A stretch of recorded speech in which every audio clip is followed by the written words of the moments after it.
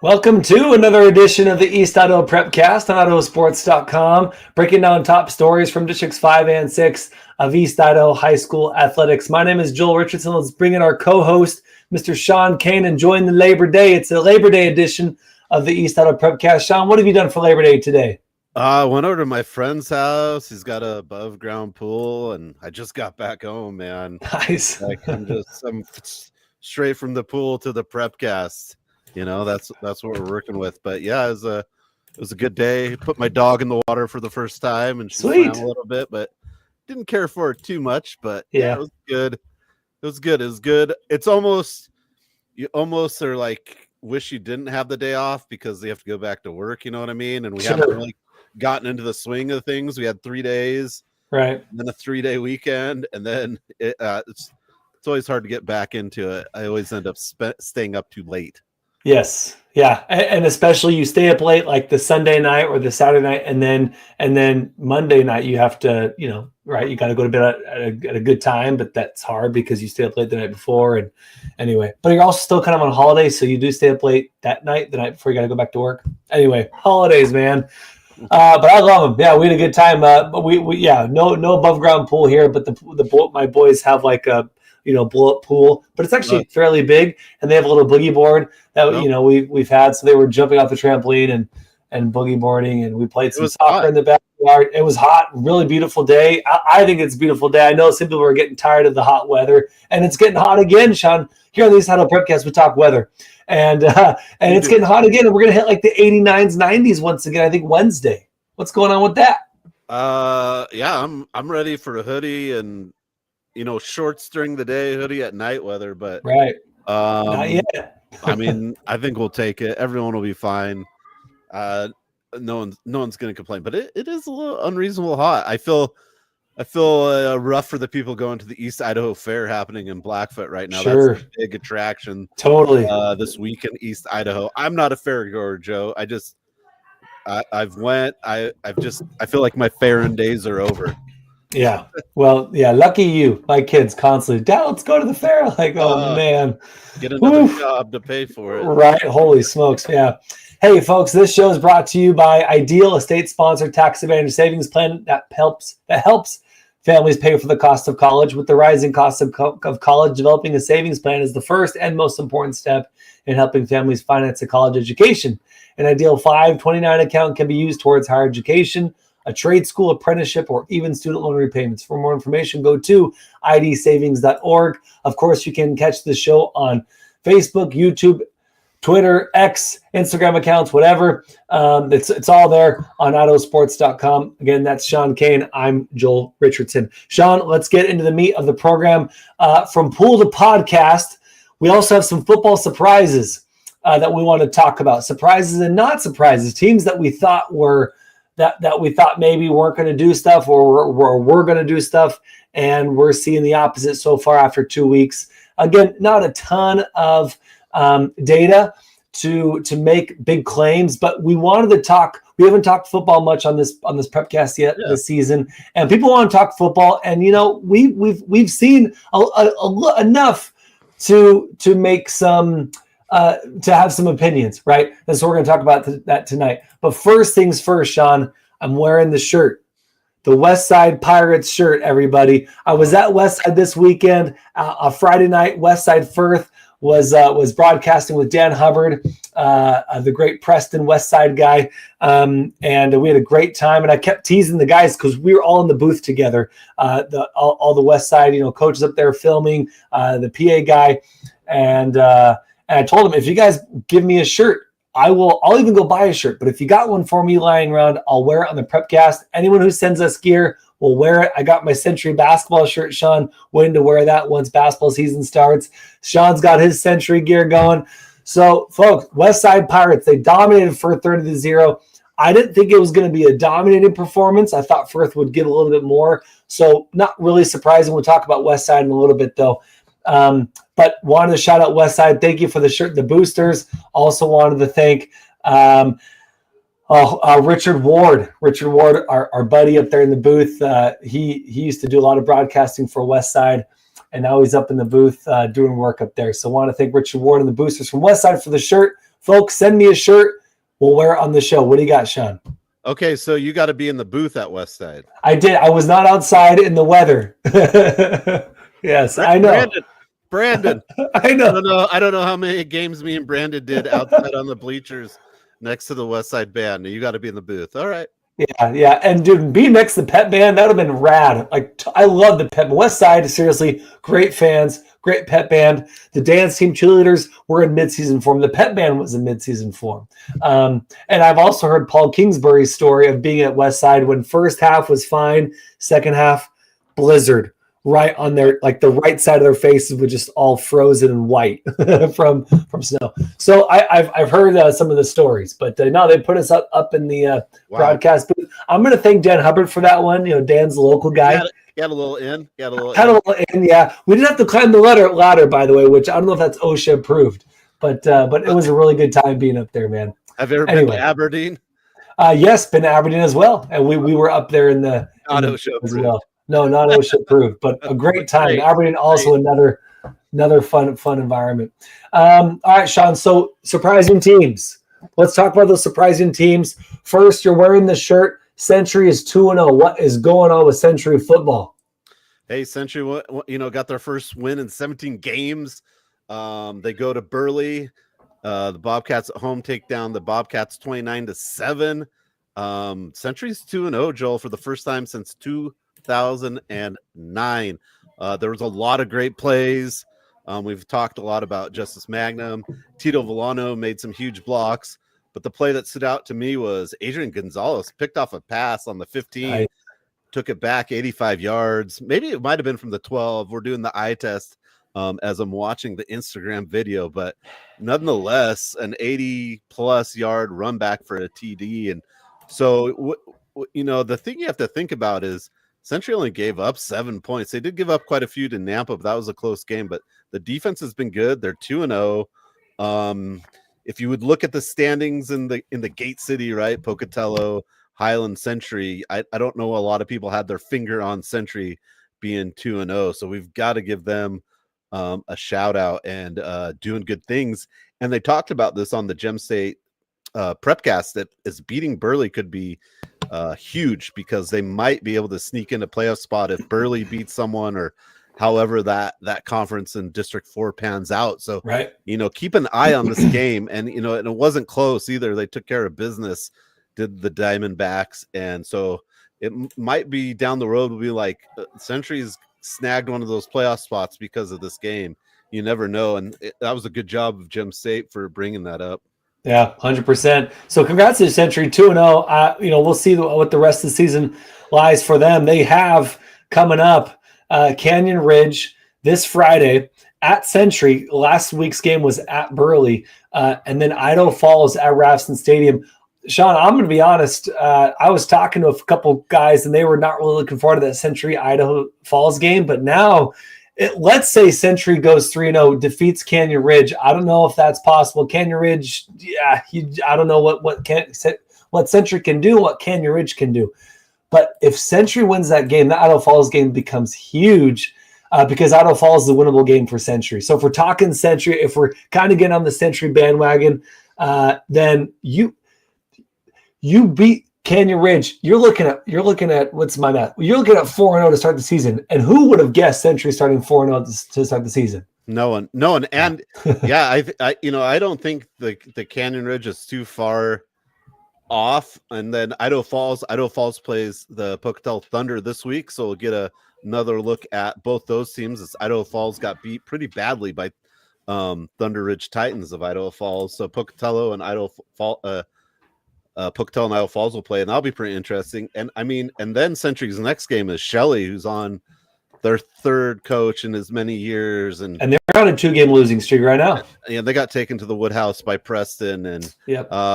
Shelley always has a tough team. I'll imagine they'll bounce back, but you're looking at Century's schedule, and you win those games, all those 5A opponents, Shelley, Idaho Falls, Canyon Ridge. You're right in position for a playoff spot, and then you have Teton and Preston and Pocatello, which will I think every game is going to be a really good game for the Diamondbacks this year. Yeah, 100%. And looking at that Century schedule, Century are Shelley, who will play Century September 19th at Shelley. They might be looking for their first win against that night, right? Because they play Sugar Salem next this Friday. I don't think Shelley's beating Sugar Salem, to be quite honest. And so that game, again, becomes very important. Century wins that game. Let's say they lose Cambridge. They're still 3-1, Sean. Again, no one expected 3-1 from Century. I think we all still thought Century was a year away. So wanted to give our kudos to Century. They're 2-0. Our first surprising game of the our first surprising team of the season so far. All right, let's go to 2A football, Sean. Butte County 0-2. What's going on up in Arco? Strength of schedule, or just do they lose too much star power from the last 2 years of total domination? Yeah, I mean, the first game is Kendrick, and Kendrick scored 68 against Butte, and then this week 96 points. So we got to take that into consideration, right? Like strength of schedule matters, and they played an amazing Kendrick team. Okay, continue. Sorry. Then they play Valley, in Valley, and lose 16 to 54. 54. Right. I mean, they've given up a lot of points, and I think you've got to look. Hey, we got to start looking at the defense, but it doesn't get any easier with Carey, right? Right. Yep. Carey on the horizon. We know what they can do. Chalice also a team, and then Tri Valley. Like, their schedule is, loaded. It's gonna be tough. Will Butte be able to bounce back? I think so. A lot of these games are just tough games. They might not come out of here with a winning record this year, which would be surprised. But really, that biggest game is that last one against Grace, who started off 2-0. So right. I think Butte will be the most battle tested team in their 2A division, right? I don't know if any team has a schedule as tough as that. Yeah. Sam Thorngren in his 20th year, the dude's amazing. He'll find a way for this team to have success. But yeah, they schedule a tough schedule so far. Yeah, 0-2. But yeah, for them, I'm still thinking the schedule more than the team is lacking big time, right? I think the team's going to be fine, but the really tough schedule to start the season. But still surprising to see Butte County Pirates 0-2, but that record a little bit more deceiving than maybe a Century 2-0. All right, let's go to the next team. Let's go up to 3A in the Newt Conference, one of our favorite conferences in all of high school football in Idaho. North Fremont Huskies, Sean, behind first-year head coach Jason Wright. Of course, first-year head coach, but he has plenty of experience coaching. 2-0. What's going on up there in North Fremont? They're just scoring way more points than their opponents, right? That's for sure. They're averaging 30 points a game and only giving up 6.5, but through 2 games, they've only given up 13 points. North Fremont, another team, I think a little surprised at how good they've come out of the gate, because they've just taken, South Fremont and Bear Lake pretty good. I think this week against Marsh Valley will be interesting matchup too. And but Fremont, I think North Fremont's a good surprise. Is it a surprise? I don't know. I feel like it is a little bit. I guess I just didn't see them coming, but you've got this conference, which I think it's going to be, it's really early, but Ryrie and North Fremont, it could be a battle of those two when it comes down to it. And Ryrie also off to a 2-0 start. So pretty good stuff in the Nuke. For sure. And North Fremont, they're returning 7 seniors. So, yeah, we probably should have seen the writing on the wall, like, well, this wasn't surprising. But also with the first-year head coach with plenty of coaching experience in terms of assistant, and he was a defensive coordinator last year, but you never know what, that jump from coordinator to head coach, what that's going to look like, what it's going to feel like. Maybe it takes a year to really get comfortable. But it sounds like the community up there, which is really tight, they've embraced Coach Wright, and so far the players have too, no doubt. As they have 7 seniors returning and a number like juniors and sophomores. Ruger Lenz, Dodge Win with conference, all conference accolades coming in, returning as well. So North Fremont doing great work, but still a surprise coming in at 2-0. All right, let's go back. Let's go down to 5A. One of the last teams that we're surprised about, and it's going to be back here in Pocatello, Sean, but Pokey High, Pocatello Thunder 0-1. Okay, they've only played one game. Why are you surprised by that? But Sean, it's kind of how they lost and what's going on with Pokey. What do you got? Well, the stat that kind of stood out to me is Pocatello hadn't lost a home opener in 13 years. Right. And come to find out, they turned the ball over 5 times, had 100 yards plus penalties. You figured there would be some growing pains with this Thunder team. I didn't think they would lose the Skyview, and that affected my gridiron picks as well as I picked Pocatello. Yeah, same. And also, I think Skyview might be a little better than we imagined. That they were beating Minico at one point in that game, and then Minico won last week. So it may be more or less of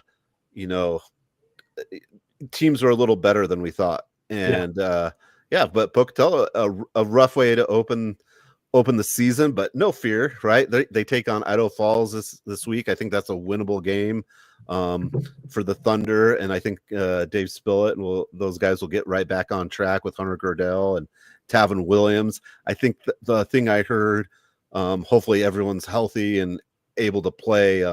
I just don't think Pocatello is as deep as maybe as they have been in different years. And new quarterback, Hunter May's gone, right? The do-it-all quarterback, but they do have some nice pieces.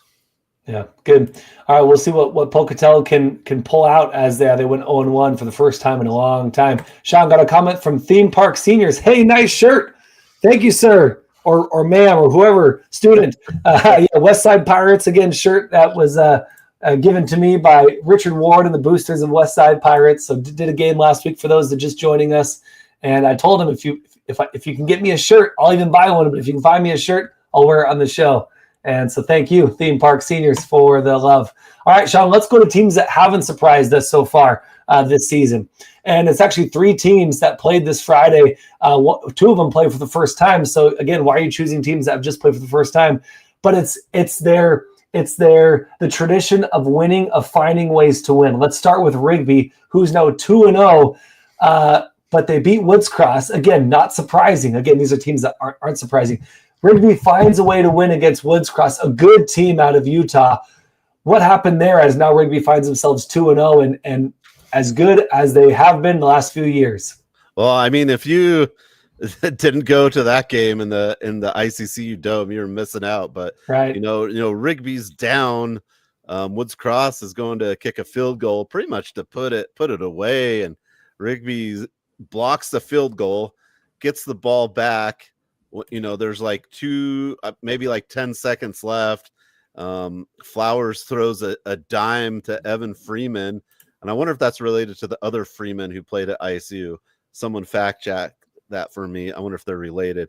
But just a bomb for the touchdown and a win. And I don't know if you saw the video, Joe, but it was pretty fun to watch, and I couldn't believe that the guy was so open, that Evan Freeman was so open on that just straight down the middle pass. And I think when I go back and see the video from another angle, Flowers looks to his right, like big time sells to his right. Yeah. And then he looks off the corner or to the safety. Sorry. He goes, and I don't know, but my analysis has gotten a lot better. I'm just saying.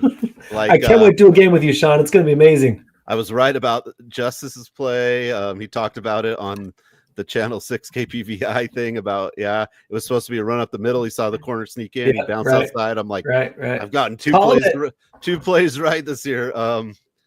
But yeah, he sold to the right side of the field, and the guy was wide open, and the safety was not, even close. And what an amazing win. You got to block the field goal and score. They did it all with just seconds left to trickle down. But I will tell you on that video that's circling around, it was a really cool moment. I thought the Crosswoods player who was the defensive player was just like down and out, he's just probably, just feeling real bad. And all the Crosswoods players go and like pick him up and slap him on the back and stuff. I thought that was a cool moment.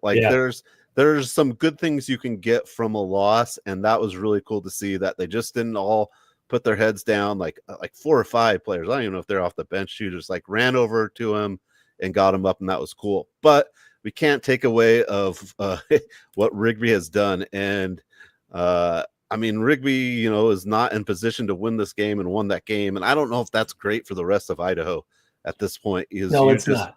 Armando Gonzalez is getting the most out of everyone. You have Monty Morell had a phenomenal game. They're throwing the defense, I think, is what you see in that game, that there could be a little chinks in the defense, if anything, right? It's very minute. Right. But I mean, you might be able to score, but they're going to score on you as well, and that's Rigby. I mean, a shootout. I mean, I don't know if you want to get in a shootout with them either. If you know what I mean. I don't know what you do, but what a great win for Rigby. Yeah. Speaking of Rigby, here's Amelia Morell. I think that's Amani's mom. Go Rigby, she says. And the Vic Martinez fact checking us. He says they're brothers. And definitely. Yeah. Taylor Freeman, 6'1". He's a sophomore. He's from Rigby. So his brother, Evan Freeman, was the catch. He caught the game-winning touchdown from Flowers. So thank you, Vic, for the fact check. Thanks for everyone for chiming in. If you want to chime in, feel free to hit us up. YouTube, Facebook, X/Twitter account on Idaho Sports. That's what we're on. And feel free to send us a message. Keep us honest and tell us who your surprising teams or unsurprising teams have been so far. Got a shout out again, Cannon Korth from Rigby for that the blocked field goal, amazing. And they almost ran it back, Sean, but they ran into each other right as they were running back. And you can find those videos on Facebook. Just look up like Rigby Woods Cross or Rigby game-winning block field goal, and you'll find the videos. Just really, really good stuff there. And then, Evan Flowers throwing to Freeman. Again, Flowers looks off the safety, looks to the right, and just puts it right in the breadbasket of Freeman. Really good football being played by Rigby. But unsurprising, they found a way to win. That's what Rigby's been doing the last, 5 out of 6 years as they've been winning all the 6A titles. Let's go to the next team, Sean, that is unsurprising. Hillcrest defeats Madison 23-22. It was a barn burner, but the defense came through for Hillcrest, which is what happened last year against Skyline. Hillcrest completely shut down a churning Skyline offense, and which also included a 4th and 2 massive stop by Hillcrest to stop Madison's progression trying to win. They're basically on their way to win the game. And then a 32-yard scamper by Dak Sargent. Excuse me, I got that wrong. It was 4th and 2, and Hillcrest had already gotten a stop against Madison's offense. Hillcrest takes over on their 4th and 2. It was a 32-yard scamper by Dak Sargent to seal the game. Good stuff from Hillcrest, but how do they do it, Sean, besides that? I mean, and that's the thing, right? Titan Larson's gone. He was kind of the running back last year. How do they fill it? Dak Sargent comes in, 14 carries, 96 yards, 1 TD. But, the defense held. But really, I think you got to look at it and go, it's a balanced offense. Hillcrest Knights had 389 yards, 193 from the ground, 196 passing. So you're really balanced. And you had 9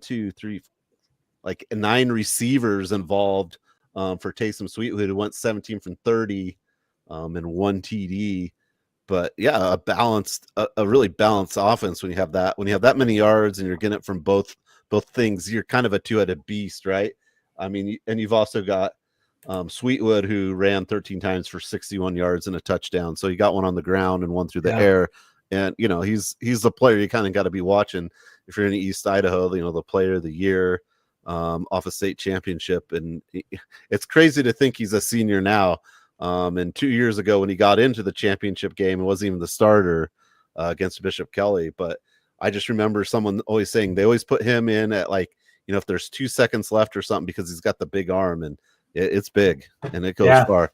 It does. Hey, speaking of going big and going far, here's Brendan Mossholder, Coach Mossholder.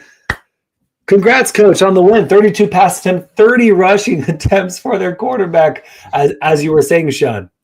Yeah. Okay. Well, on your sheet, Coach, it says 17 of 30. I'm reading what you gave me, but on the passing. But what a phenomenal job. He did a phenomenal job. Defensive.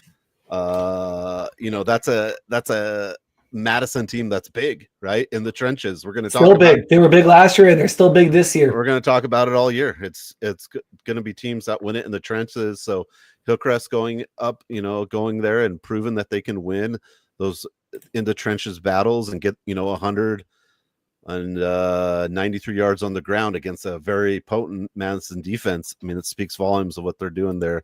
The Knights are, but it's. And on the hindsight of that, does it mean Madison's done for? No, I think Madison's just fine too. I think that 6A High Country Conference is loaded. You've got Rigby, you've got Highlands 2-0, you've got Thunder Ridge 1-0, which I think a Thunder Ridge team is also greatly improved. I think some of these games are going to be real battles, but congrats to Hillcrest. Yeah, and then Coach Mossholder says not just for Tyson as a team. So it's 32 pass attempts. So yeah, a balanced offense by Coach Mossholder. Coach, thanks for watching the show, man, and please keep us honest. But Sean, I'm going to get ahead of myself here, but I usually do. The next team is Skyline. And just really quick, while Coach is still watching, I want to shout out Coach Mossholder, but the other two coaches as well, Gonzalez and Skyline's coach. These three head coaches have created culture, have created a style of play that kids want to play for, that kids want to keep coming back for. And I think that's why these teams keep winning and finding ways to win. Our next team is Skyline. And there's a reason why this team is not surprising to us, as they won their game 9-6. Because, again, these three teams have great coaching, that have a good culture, that demand a lot from players. They keep them accountable. But then there are rewards, right? You're winning games. You're having fun playing football. It's good football. And we talk about this on the East Idaho Prepcast all the time. We have great coaches here in East Idaho. And these three teams with Hillcrest, with Skyline, and with Rigby have great coaches. And I think that's why there are three unsurprising teams this week. Yeah, definitely. So going on to Skyline. Yep. Coach Berger. Coach Berger doing work once again. Skyline's traditionally been that team that's had one of the statistically best defenses in all of Idaho football. And that was nothing different to start the 2025 season, holding Granger just 6 points as Skyline comes away with this 9-6 win. But I think we're maybe you like what you're getting at, Joel, is we're kind of like lucky, right? We've got these great coaches, we've got these teams that do these things that not so much we can predict, but we have a good idea that's happening. It makes it really easy for us to watch the games. But man, Skyline now without Carmine Garcia, but they still have Zion Crockett, right? One of the most dynamic players, I think, in all of Idaho football as well. But they come away with a 9-6 win, and they had a late, interception and a turnover on downs. And what did Crockett had? The only TD and 83 total yards. He probably caught, ran, jumped, hiked, flew a plane to get all those in there. He does it all for him. But yeah, Skyline off to 1-0, and they're going to be fun to watch too, as they have different people in the quarterback position. And Joel, just because I've been thinking about this, we didn't put them on here, but you've got Hillcrest, you've got Skyline, and then you've got a Blackfoot team that also I think is one to watch. They're 1-0 right now as well. So you've got those three teams in that District 5 High Country Conference, and it should be really interesting. Actually, District 6, excuse me. Yeah, no, definitely. I'm with you that Blackfoot is an interesting team to watch, but you and I were kind of calling it last year. We thought Blackfoot's actually going to be that sneaky good team, and they were. They got their new coach from Declo. Can't think of his name, but shout out the Blackfoot head coach. He's doing great work there, and we knew they were going to be better this year than even they were last year. So yeah, definitely a good team, a fun team to watch, interesting team to watch, but not surprising. And here was Coach Mossholder. Always appreciate you, gentlemen. Appreciate you too, Coach Mossholder. Sean, how to look at Granger's average scoring against Skyline? They average 20, almost 30 points a game. Their opponents average 17.5 points a game. So you saw two offenses just get completely dominated by the opposing defenses. And I saw a great article. East Idaho News, their sports section does a phenomenal job. East Idaho News. If you haven't subscribed to them already on all the social media channels, do so. They do a really good job. But their article mentioned Coach Berger's comment that, look, our offense might not be as explosive. We might not get as many points as we did last year. So we're going to hang on our defense because, Sean, you mentioned they're still trying out a couple quarterbacks, still trying to figure out their offense. They're going to go through Zion Crockett for sure, and he's going to be explosive, dynamic. But the offense in general will probably be leaning on that defense, which will hold you to 6 points apparently. So they're going to win plenty of games, but it may not be the offense. May be more like your Chicago Bears a defense back in the day. Yeah, I had to shout at the Bears at least once this show for you, dude. There you go. And and Skyline's still got Taylor, right? One of the good names in East Idaho. He had the pick. He had the pick. He's in the secondary. He's another player. I feel like he's been there forever for Skyline. So Skyline does have a cast of characters that have been there. I just think offensively they're just going to look a little different, and they're gonna have to figure it out quickly, Joel, because they take on, I believe, Blackfoot next, and they sure do. And that's a huge early second week, conference game, right? Blackfoot, I think that we'll know, right? Is Skyline where they've been at the last bazillion years? Is Blackfoot back? I think we'll know. That will be a great game in Rafson and Idaho Falls. Yeah, 100%. And coach, again, keep me honest. Josh Stewart, yes, Josh Stewart. Yeah, the Decla head coach who did so many great things in terms of wins and championships for the Decla program, coming to Blackfoot, taking on that challenge. So far, so good for Coach Josh Stewart. Thanks, Coach Mossholder. Sean, that's going to do it for this week. Surprises, teams that surprised us, teams that haven't surprised us. Just for a quick recap for those if you're just joining us, teams that have surprised us so far: Century, Butte County, North Fremont, Pokey. For better or for worse, Century 2-0, Butte County 0-2, North Fremont 2-0, Pokey 0-1, and then Rigby finding ways to win. These are teams that aren't surprising. Rigby 2-0, Hillcrest 1-0, finding a way to win over Madison. Skyline 1-0, finding a way to win over Granger, and looking forward to what these 6-7 teams do this week to see. West Side. Sorry. Yeah, you got to throw out West Side. I forgot to throw out West Side. That's right, of course. West Side, not surprising. Our last team for the shirt. Folks, send us a shirt at SK182 at E1 Educador, and we will wear the gear, the hat, shirt, beanie, the soccer like towel things that fans wear. I'll wear that. I'll wear whatever. Send us the gear. We'll wear it. But West Side doing West Side things. 39-0 that win against Firth.